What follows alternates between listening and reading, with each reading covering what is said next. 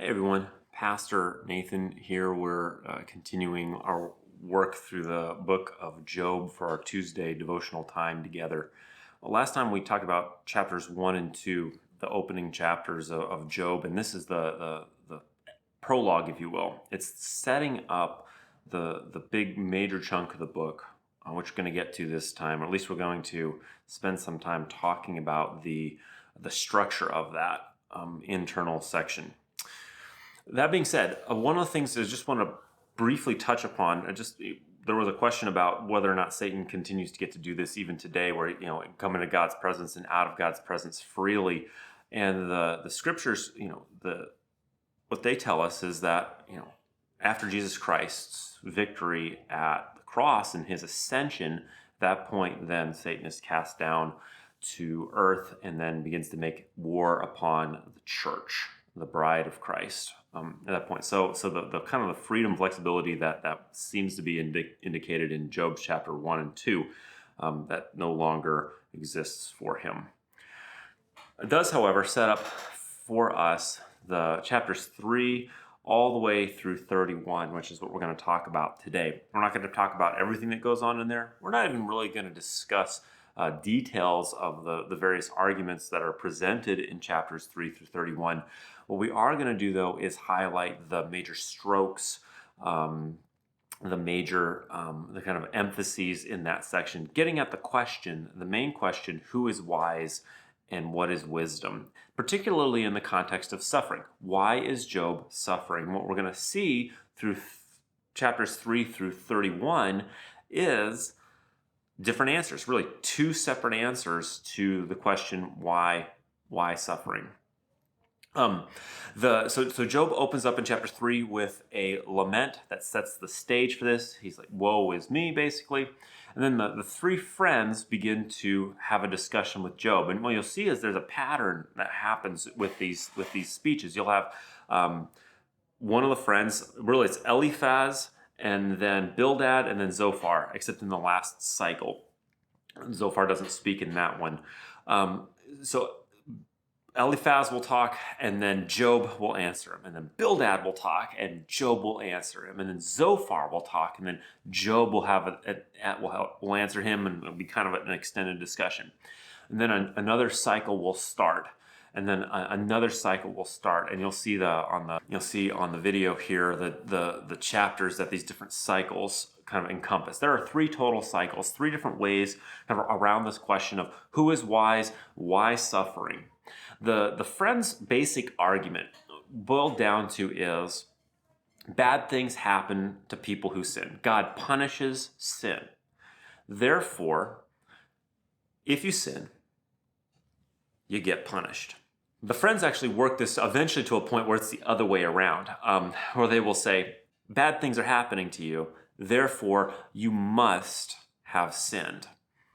Even though we know that that's not the reason why Job is suffering. We've gotten a sneak peek. We know what's happening, like the reason for Job's suffering. It's a test. It's a trial. And so the friends are kind of using the wisdom of the age, what's called the divine retribution principle, in order to explain why Job suffers. He did bad things, must have, even though they can't prove it. He must have done something bad. There must have been something going on, something so terrible and heinous that he has lost his wealth, his children, and his health in the midst of all this.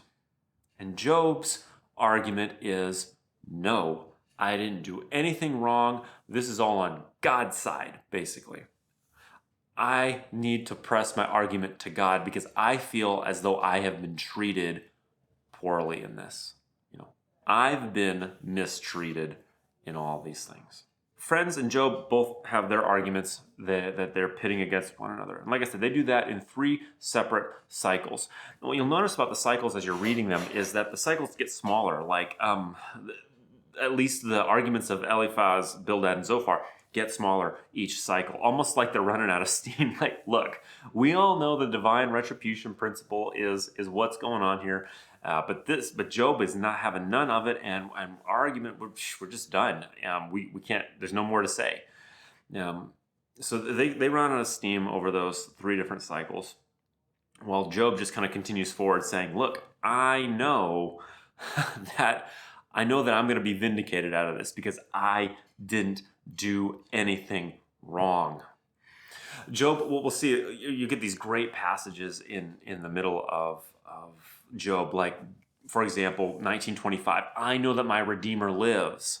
He's like, I know that I'm going to be vindicated, that there's one who is going to plead my case before heaven, and that I will come out of it victorious.